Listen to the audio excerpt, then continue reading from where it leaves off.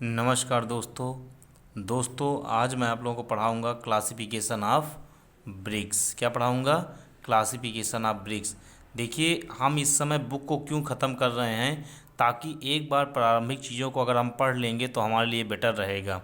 Classification of BRICS में इसके अनुसार क्या होता है कि भारतीय ईंटों का वर्गीकरण सामान्यतः संपीड़न सामर्थ्य के आधार पर किया जाता है। ईंटों का सामान्यतः किस में यूज किया जाता है? संपीड़न सामर्थ्य में किया जाता है। इसके आधार पर ईंट चिनाई पर अधिकतम संपीड़न भार आते हैं। भारतीय मानक IS कोड 1077/1986 के अनुसार यह वर्गीकरण नीचे तालिका में दिया हुआ है।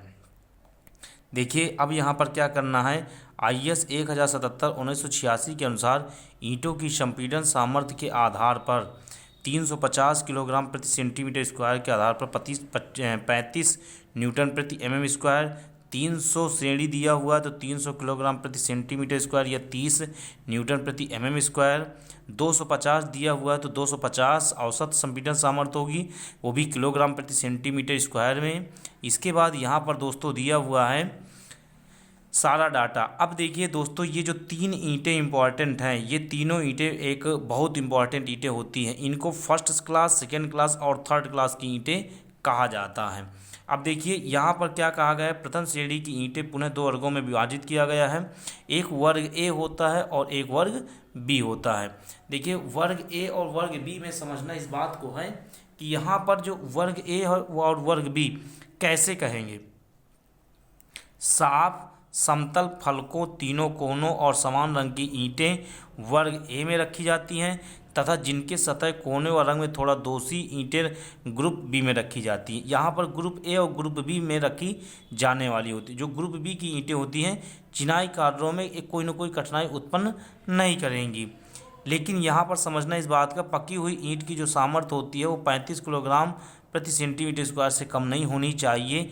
मशीन दाबित मशीन पृष्ठ जो इंजीनियरिंग ईंट के कार्य के लिए ईंट भी कहलाती हैं, इनकी सामर्थ्य 450 किलोग्राम प्रति सेंटीमीटर स्क्वायर से भी अधिक होती है। यहाँ पर समझना ये है दोस्तों, देखिए यहाँ पर संपीड़न सामर्थ्य 450 किलोग्राम प्रति सेंटीमीटर स्क्वायर से भी अधिक होती है। इसके बाद उपयोग इनके क्या दिए हुए हैं, भारी संरचनाओं जैसे पुल, चिमनी, बहुतलीय भवनों आदि के लिए उपयोग की जाती। पानी में भिगोने पर ईंट की संपीड़न सामर्थ्य 25% तक घट जाती है। सामान्य कार्यों के लिए 75, 50 और 35 ईंटें इस्तेमाल की जाती हैं। अब देखिए यहाँ पर कॉमन टेस्ट होते हैं। देखिए, मैंने इसके पहले आप लोगों को वीडियो में बता दिया था कि कॉमन टेस्ट कौन कौन से होते हैं, फिर भी मैं आप लोगों को एक विशेष रूप से बताना चाहूँगा। ईंटों का चयन करते समय इनका आकार, माप, रंग, फलकें, समांगता, कठोरता, अग्नि प्रतिरोधकता, अवशोषण शेष, उत्फुल्लन दोष तथा सामर्थ्य की भली भांति जांच कर लेने के बाद ईंटों के भारतीय मानक द्वारा सुलझाए गए होते हैं और इन्हें IS 3495 से 1992 IS 3495 के अकॉर्डिंग इनको क्लासीफाई किया जाता है। इसके बाद यहाँ पर परिमाण परीक्षण में क्या होते हैं और संपीड़न परीक्षण क्या होता है, जल अवशोषण परीक्षण क्या होता है और उत्फुल्लन परीक्षण क्या होता है। ये चार परीक्षण आपको कराए जाएंगे। इन चारों परीक्षण में आपको समझना है कि क्या क्या होते हैं। परीक्षण के लिए हमें क्या करना पड़ता है, तो याद कर लीजिएगा, ईंटों के एक चट्टे में से अगर 10,000 ईंटें लगी हुई हैं तो उनमें से 20 ईंटों को लेना है। अगर 50,000 ईंटें लगी हुई हैं तो उनमें से 50 ईंटों को लेना है। परिमाण परीक्षण कैसे किए जाते हैं, संपीड़न परीक्षण कैसे किए जाते हैं, इस बात को फिर से एक बार बता दे रहा हूँ। सबसे पहले क्या करते हैं कि 19 × 9 × 9 सेंटीमीटर की एक निर्धारित में ईंट जो होती है उनको हम ले लेते हैं, ठीक है। इसके बाद क्या करते हैं, यहाँ पर कुल लंबाई 380 ± 8 सेंटीमीटर होनी चाहिए। ईंटों को एक दूसरे से सटा करके होनी चाहिए। अब इन्हीं ईंटों को चौड़ाई के तथा मोटाई में सटा कर रखते हैं। यह पैमाइश 180 ± 4 सेंटीमीटर होनी चाहिए। देखिए, एक बार ईंटों को दो पॉइंटों में रखते हैं। जैसे सपोज करिए, एक बार ईंटें ऐसी रखी जाती हैं, एक बार ईंटें ऐसी रखी जाती हैं और एक बार ईंटें ऐसी रखी जाती हैं। यहाँ पर समझने की बात यह है कि अगर दो भाग रखे जाते हैं तो इनकी जो लंबाई होती है वो 380 ± 8 सेंटीमीटर होनी चाहिए। अगर ऐसे रखी जाती है ईंटों को तो इनकी माप 180 ± 4 सेंटीमीटर होनी चाहिए। ईंटें 19 सेंटीमीटर × 9 सेंटीमीटर × 4 सेंटीमीटर माप की टाइल भी बनाई जाती हैं।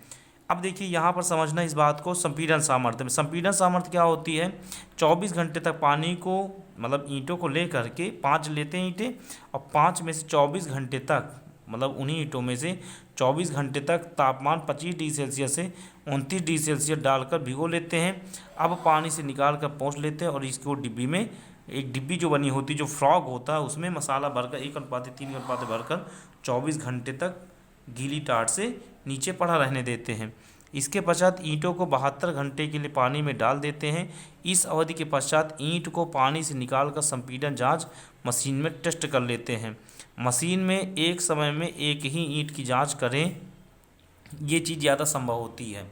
अब देखिए ईंट की संदर्भ सामर्थ्य क्या होती है, ईंट की संदर्भ सामर्थ्य बराबर होता है भंजन के समय प्रयुक्त भार बटे ईंट का आधार क्षेत्रफल। यहाँ पर समझना ये बात की कि मशीन में रखते समय ईंट के ऊपर व नीचे प्लाई शीट के समतल टुकड़े और डिब्बी के ऊपर रख देते हैं। अब देखिए यहाँ पर संपीड़न सामर्थ्य हमने बता दिया।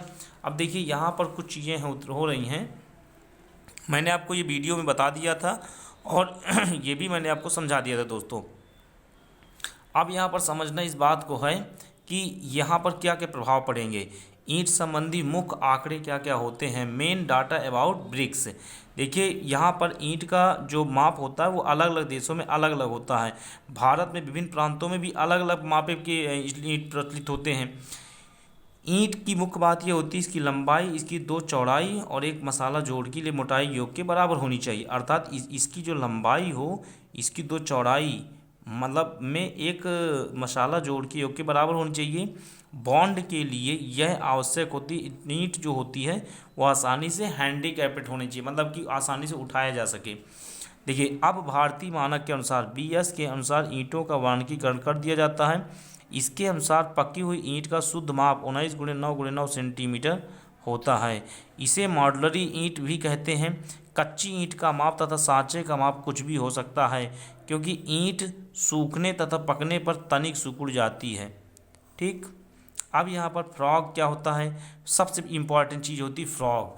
यहाँ पर समझना इस बात को है, फ्रॉग क्या है, ईंट के ऊपरी सतह पर बनी हुई डिब्बी या दिल्ले का सामान्य माप 10 सेंटीमीटर × 4 सेंटीमीटर होती है। देखिए डिब्बी की जो माप होती है, जो उसमें गहराई होती है ना, देखिए यहाँ पर ये 10 सेंटीमीटर हुआ, ये हिस्सा 10 सेंटीमीटर × 4 सेंटीमीटर, अर्थात जो इसकी चौड़ाई होती है वो 4 सेंटीमीटर होती है। 1 घन मीटर में 500 ईंटों का प्रयोग किया जाता है। देखिए यहाँ पर दोस्तों 1 घन मीटर में, 1 घन मीटर जो होता है उसमें कितनी ईंटों का प्रयोग किया जाता है, 500 घन मीटर का प्रयोग किया जाता है। ईंटों का क्रय विक्रय प्रति 1000 में किया जाता है। यानी जैसे हम लोग नहीं कह देते हैं कि 1000 में कितनी ईंटें, 1000 रुपये, 1000 जो ईंटें हैं उनका मूल्य कितना है, हम कह देते हैं 7000। तो 7000 का मतलब निकला कि एक ईंट जो है वो 7 रुपये की पड़ी। ठीक है, अब देखिए दोस्तों यहाँ पर क्या करना है, अच्छी तरह से भिगो लेते हैं। अब यहाँ पर अन्यथा यह मसाले से पानी भीग जाती, चिनाई कमज़ोर हो जाती है। चिनाई में ईंट की डिब्बी सदा ऊपर क्यों रखी जाती है, क्योंकि मसाला भरकर यह ऊपरी रद्दे को भली बात जोड़े रखती है। देखिए एक क्वेश्चन बहुत इंपॉर्टेंट बनता है दोस्तों कि जो ईंट होती है उसमें जो फ्रॉग बना होता है उसका प्रमुख कार्य क्या होता है, उसका प्रमुख कार्य होता है कि वह जोड़ को प्रदान करता है। पकी हुई ईंट की न्यूनतम संपीड़न सामर्थ्य 35 किलोग्राम प्रति सेंटीमीटर स्क्वायर से तक होनी चाहिए। जो न्यूनतम पकी हुई ईंट की न्यूनतम सामर्थ्य कितनी होती है, 35 किलोग्राम प्रति सेंटीमीटर स्क्वायर होनी चाहिए। पकी हुई ईंटों का भार 2.75 से 3 किलोग्राम तक होना चाहिए, ये भी एक मानक होता है। मानकीकरण से पूर्व उत्तर भारत में नॉन मॉड्यूलर ईंटों का सबसे अधिक प्रचलन होता है। यहाँ पर देखिए 2 चीज़ें आ जाती हैं, ईंटों का साइज़ 9 इंच × 4 सही 3/8 इंच × 2 सही 3/4 इंच शुद्ध माप ये होता है, तथा मसाला जोड़ दिया जाए तो इस माप को बढ़ जाता है। यहाँ पर देखिए 9 इंच वही लंबाई रहती है, 4.5 इंच ये हो जाता है और 3 इंच का ये बन जाता है। क्योंकि भारत में ईंट भट्टा उद्योग अभी भी निजी क्षेत्र के हाथ में है, वे लोग अभी भी यही माप चला रहे हैं। मीट्रिक प्रणाली में 229 × 112 × 70 mm लिया जाता है। इंग्लैंड में ईंट का माप इतने तक अमेरिका में प्रचलित होता है। ईंटों के विशेष आकार, स्पेशल फॉर्म ऑफ ब्रिक्स, यही आपको समझाना है कि स्पेशल फॉर्म ऑफ ब्रिक्स किस प्रकार से किए जाते हैं। देखिए दोस्तों, यहाँ पर सबसे इम्पोर्टेंट चीज़ आती है, निर्माण एवं वास्तुकला की दृष्टि से चिनाई में कई स्थानों पर मानक ईंटों को काटकर अथवा तराश कर लगाना होता है। चिनाई के जोड़ों की सततता भंग करने अथवा कुर्सी तल में कॉर्निस, मुंडेर, जैम आदि विशेष प्रकार की ईंटें लगाई जाती हैं। जब ईंटें, देखिए यहाँ पर कहने का मतलब ये निकला दोस्तों कि ईंटों को अलग अलग कटिंग करके यूज किया जाता है, जैसे कॉर्निस में, मुंडेर में, पैरापेट वॉल में, डिज़ाइन में, इन सब चीज़ों में यूज किया जाता है। अब देखिए यहाँ पर करना क्या है, सबसे पहले हम लोग किंग क्लोजर कहते हैं। किंग क्लोजर किसे कहते हैं? किंग क्लोजर, इसका प्रयोग दरवाजे खिड़कियों के लिए यूज़ किया जाता है। स्पेशल फार्म होती है किंग क्लोज में। आप देखिए क्वीन क्लोजर मादर डेली, इसका उपयोग चिनाई में ऊर्ध्वाधर जोड़ों की सततता भंग करने के लिए किया जाता है। बेट क्या होता है? पौना, आधा तथा खड़ा हुआ। अब देखिए यह फ्लैमिश तथा तिरछी चालों के लिए उपयोग किए जाते हैं। गहरा दिल्ला, डीप फ्रॉग ब्रिक्स होती हैं। ईंट का भार कम करने के लिए इसका दिल्ला गहरा रखा जाता है। हल्की दीवारों, फर्शों तथा छतों के लिए यह ईंट उपयुक्त की जाती है। अब देखिए स्क्वेंट ब्रिक्स क्या होती हैं? यह ईंटें 90 डिग्री कम तथा अधिक कोण वाले ज़्यादा मोहरों के लिए सिरों पे लगाई जाती हैं। अर्थात इन ईंटों का प्रयोग कहाँ किया जाता है? जहाँ पर 90 डिग्री से कम एंगल होता है और अधिक कोण वाले मोहर, जहाँ पर मतलब ऐसे बॉन्ड होते हैं जहाँ पर 90 डिग्री से अधिक कोण होते हैं या उससे अधिक या उससे कम के लिए। इसके बाद बुल नोज होता है। यह ईंट दो संगम दीवारों के कोनों को गोल आकार में, आपने देखा होगा हल्का सा मोड़ दिया जाता है, तो वो गोल आकार बनाने के लिए इसको किया जाता है। इसके बाद काऊ नोज क्या होता है? ये ईंट दीवार के ऊपरी रद्दे पर या ऊपरी सिरे पर लगाई जाती हैं। बेस्ड ईंट क्या होती है? यह डाटों के कुओं, चिमनियों की वक्रता को प्रयोग की जाती हैं। ये ईंटें कहलाती हैं। पंखदार स्पेल्ड ब्रिक्स, ये ईंटें कुर्सी तल पर सुंदरता के लिए बढ़ाई जाती हैं। अब यहाँ पर समझना इस बात को है कि स्क्वेंट ईंट, बुल नोज ईंट, काऊ नोज डॉट ईंट, फिर से समझा देना दोस्तों, ये ईंटें 90 डिग्री से कम और अधिक कोण वाले मोहरों के लिए प्रयोग की जाती हैं। बुल नोज, ये ईंट दो संगम दीवारों के लिए तीखे बनाने के लिए प्रयोग की जाती हैं। ये ईंट दीवार के ऊपरी रद्दे पर, सिरों पर प्रयोग की जाती हैं। ईंटें डाटों और कुओं तथा चिमनियों की वक्रता के लिए प्रयोग किया जाता है। पंखदार ईंटें, ये ईंटें कुर्सी तल पर सुंदरता के लिए प्रयोग की जाती हैं। अब देखिए यहाँ पर समझिएगा मेरी बात को, कुछ डायग्राम्स मैं आपको दिखा दे रहा हूँ, यहाँ पर समझिएगा। ये जो किंग क्लोजर होता है नर डेली होता है, इसके बाद क्वीन क्लोजर मादा डेली, इसके बाद 3/4 पौना बोलते हैं इसको। ये यहाँ पर देखिए ये टोटल लंबाई यल होती है, तो इसमें से 1/3 हिस्सा इसका कट कर दिया जाता है। इसके बाद आधी ईंट, इसमें से लंबाई में पूरा आधा का आधा हिस्सा काट दिया जाता है। गहरा दिल्ला, अर्थात इसमें जो ड्रिप्स की जाती है फ्रॉक की डेप्थ वो ज़्यादा कर दी जाती है। स्क्वेंट ईंट इसी को कहा जाता है। इसमें देखिए जो चौड़ाई का हिस्सा होता है इसको आधा कट करके मिला दिया जाता है। बुल नोज का किसे कहते हैं? बुल नोज ऐसी होती है जिसमें एक भाग को कट करके हमें आसानी से मिला देते हैं। इसके बाद काऊ नोज में क्या होता है कि ईंट का एक कोना पूरी तरह से हल्का सा वक्र कर देते हैं, इसे काऊ नोज कहते हैं। पंछी चुंच किसे बोलते हैं? बर्ड माउथ का मतलब निकला ईंटों को हमेशा वी आकार के रूप में रख देते हैं, उसे बर्ड माउथ कहते हैं। इसके बाद स्पेल्ड ब्रिक्स किसे कहते हैं? स्पेल्ड ब्रिक्स बोलते हैं अगर ईंट को हमेशा चौड़ाई वाले हिस्से से ना हो करके अगर इसको हम कर देते हैं तो इसे पंखदार ईंट कहेंगे। अब देखिए यहाँ पर तिरछी ईंटें उन्हें कहा जाता है जिन ईंटों को हमेशा यहाँ से कट कर देते हैं, उन्हें तिरछी ईंट कहा जाता है। कैंट ईंट किसे कहते हैं? जो ईंट लंबाई के आधे भाग से और इसके लंबाई के 1/4 हिस्से से और चौड़ाई के आधे भाग से मिली होती है, उनको कैंट ईंट कहा जाता है। दोहरी ईंट किसे कहते हैं? दोहरी ईंट बोलते हैं जिसमें एक भाग पहले कट कर लिया जाता है और दोबारा उनमें से चौड़ाई और लंबाई का 1/4 हिस्सा दोनों को मिलाकर कट कर दिया जाता है। कॉर्निस ईंट उसे बोलते हैं जहाँ पर हम लोग कॉर्निस का प्रयोग करते हैं, हल्का सा यू आकार या हल्का सा जे हुक के आकार का इनको बना दिया जाता है। कुर्सी ईंट उन्हें बोला जाता है जिनमें से डिज़ाइन बनाने के लिए प्रयोग किए जाते हैं। ये कॉपिंग ईंट कहलाती है। इनका प्रयोग किया जाता है सामान्यतः जब छतों में हम लोग कोई दीवार बनाते हैं तो उसमें से बरसात का पानी, ये उनका प्रयोग किया जाता है। बरसात का पानी आसानी से छत में आ जाए, बाहर ना आने पर दीवारों पर रिश्ते हुए, इसको प्रयोग किया जाता है। इसके बाद चैनल ब्रिक्स बोला जाता है। एक ब्रिक्स ऐसी बनाई जाती है जिसको बीच में नालियाँ बना दी जाती हैं हल्का सा यू आकार में। हैलो ब्रिक्स वहाँ प्रयोग की जाती हैं जहाँ पर फायर रेजिस्टेंस या साउंड रेजिस्टेंस के लिए हमें प्रयोग करना पड़ता है। छिद्रित ब्रिक्स में मजबूती आ जाती है और इनका प्रयोग सामान्यतः न्यूक्लियर संस्थानों में भी किया जाता है। अब बेवेल्ड, यहाँ पर बेवेल्ड क्लोजर के बारे में चर्चा करते हैं। 90 डिग्री से जो कम होता है या अधिक कोण पर मिलने वाली दीवारों के लिए बेवेल्ड दीवारों का प्रयोग किया जाता है, बेवेल्ड ईंटों का प्रयोग किया जाता है। यहाँ पर दोस्तों समझना है कैंट ब्रिक्स क्या होती हैं। ये दरवाजे खिड़कियों के पंखों पर लगाई जाती हैं। अब यहाँ पर देखिए कॉर्निस ईंट। कॉर्निस ईंट क्या होती हैं? कॉर्निस ईंट को समझना है, ये ईंटें दीवारों के बाहर बढ़े हुए कॉर्निस की सुंदरता बढ़ाने के लिए प्रयोग की जाती हैं। यह ईंट कुर्सी रद्दा, कुर्सी ईंट क्या होती है? यह ईंट कुर्सी रद्दा को लगाने के लिए प्रयोग की जाती है। कॉपिंग ईंट किसे कहते हैं? कॉपिंग ब्रिक। वर्षा जल दीवार की खड़ी फलक में आसानी से दूर चला जाए, अंततः इस ईंट की ऊपरी सतह ढालू तथा निचले भाग पर एक नाली कटी रहती है, उसे लगाया जाता है। छिद्रित ईंट किसे कहते हैं? Perforated brick. इन ईंटों के आर पार छिद्र होते हैं। यह छिद्र ढिलाई के समय कच्ची ईंट में लोहे की छड़ों को घुसाकर तैयार किया जाता है। छिद्रों का क्षेत्रफल कुल क्षेत्रफल का 30 से 45% से अधिक नहीं होना चाहिए। छिद्रित ईंट का माप 19 × 9 × 9 सेंटीमीटर व 29 × 9 × 9 सेंटीमीटर होता है। दोस्तों फिर से मैं बताना चाहूँगा, जो छिद्रित ईंटें होती हैं होल्ड वाली, परफोरेट ब्रिक्स बोला जाता है इनको, इनकी जो माप होती है 19 सेंटीमीटर × 9 सेंटीमीटर × 9 सेंटीमीटर व 29 सेंटीमीटर × 9 सेंटीमीटर × 9 सेंटीमीटर होती है। इनके लिए देखिए IS कोड क्या प्रयोग किया जाता है? IS 22/22/1991। ये ईंटें काफ़ी हल्की, ध्वनि व ऊष्मारोधी होती हैं।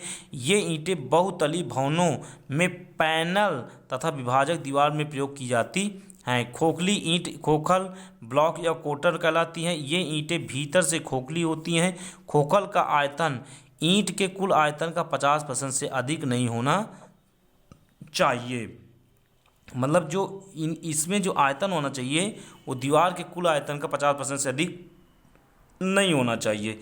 यह ईंटें भार में काफ़ी हल्की तथा ऊष्मा व सीलन रोधी होती हैं और विशेष तौर पर विभाजक व खोखली दीवारों के लिए प्रयोग की जाती हैं। ये ईंटें ध्वनि रोधन के लिए प्रयोग की जाती हैं। मतलब इनका जो मेन काम होता है, इनका प्रयोग किसके लिए किया जाता है? साउंड को इंसुलेट करने के लिए किया जाता है। नाली ईंट किसे कहते हैं? Drain brick. यह ईंट मध्य में एक नाली बनी होती है।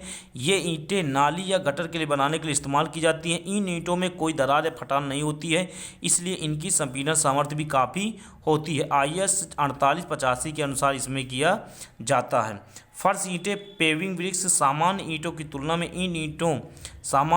तुलना में इन ईंटों की मिट्टी में लौह की कुछ मात्रा अधिक होती है।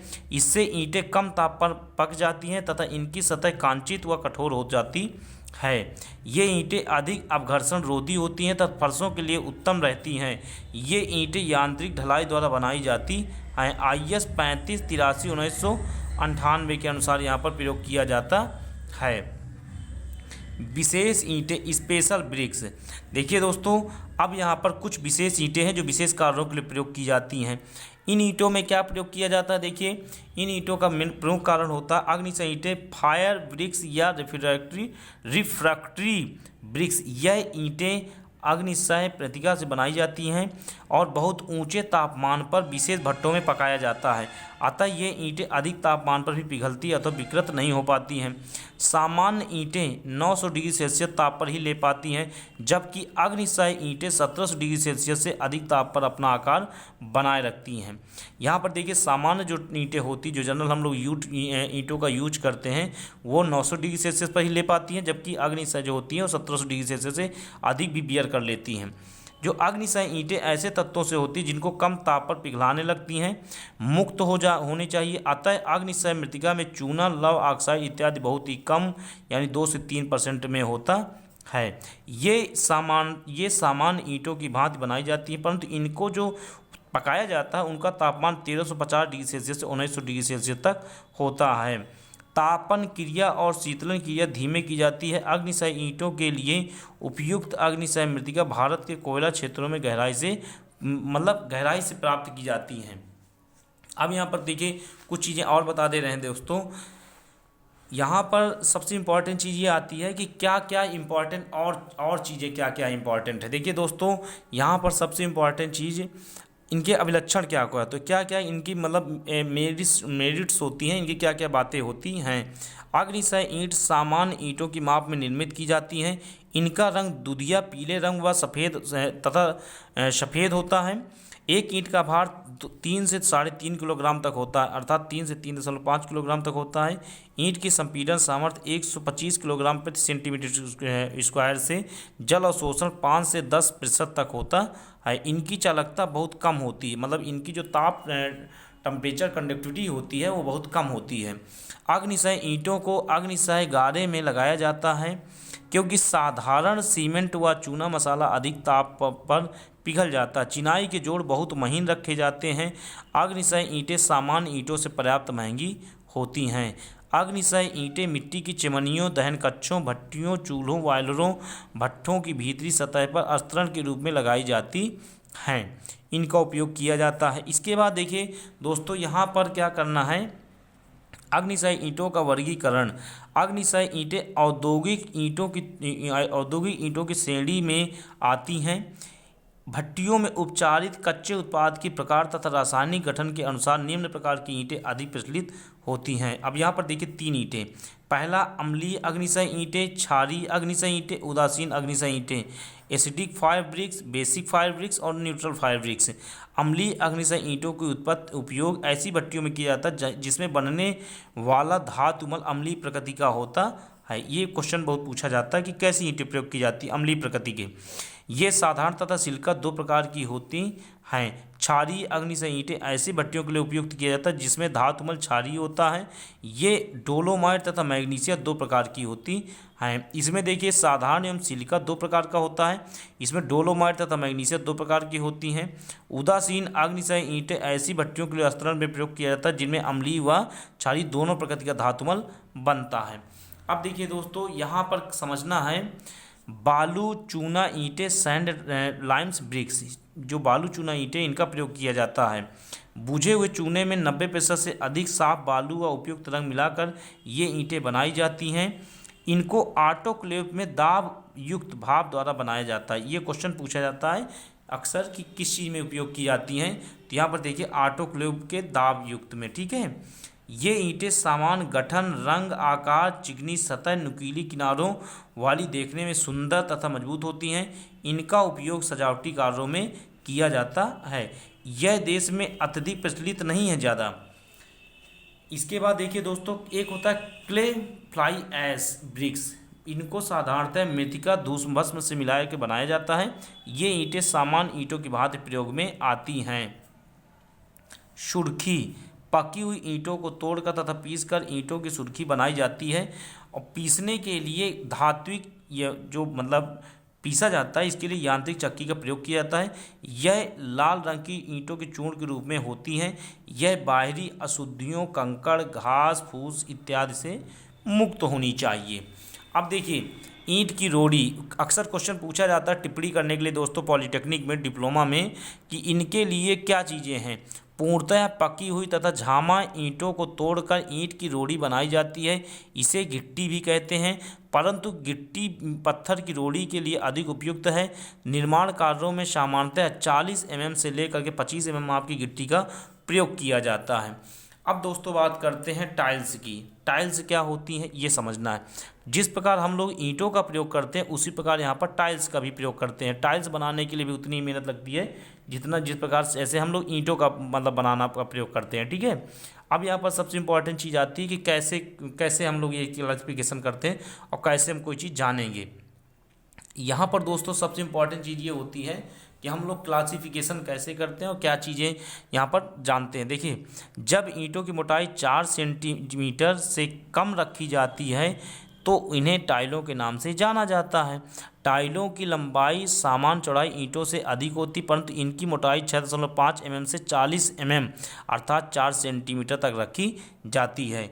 टाइलों में दिल्ला नहीं होता है। टाइलों का उपयोग बाहर भार वाली दीवारों के लिए नहीं किया जाता है, अर्थात टाइलें जो होती हैं वो भार वहन करने के लिए नहीं लगाई जाती हैं, क्योंकि ये बहुत पतली होती हैं और सीधा अत्यधिक भार वहन नहीं कर पाती है। टाइलें चपटी तथा वक्राकार खंडों में बनाई जाती हैं और इनका प्रयोग विशेष तौर पर छतों तथा फर्शों के लिए किया जाता है। टाइलों का उत्पादन भी ईंटों की भांति ही किया जाता है, परंतु इनके निर्माण में विशेष सावधानी बरतनी पड़ती है ताकि ये ढलाई तथा सफाई में और पकाई में, मतलब सफाई पकाई सब चीज़ कह सकते हैं आप, ढलाई एवं पकाई के समय अपना विशेष आकार बनाए रखें। अच्छी ईंटें मशीन द्वारा दाब डालकर बनाई जाती हैं और विशेष भट्ठों में पकाई जाती हैं। उपयोग की दृष्टि से दोस्तों टाइलें निम्न प्रकार की होती हैं: फर्शी टाइलें, दीवार टाइलें, छत टाइलें और नाली टाइलें। ये चारों टाइलें आपकी इम्पॉर्टेंट होती हैं। अब यहाँ पर समझना है फर्शी टाइलें। ये टाइलें फर्शों पर अवतरण करने के लिए प्रयोग की जाती हैं। ये चपटी और प्लान में वर्गाकार, आयताकार तथा बहुभुजाकार होती हैं।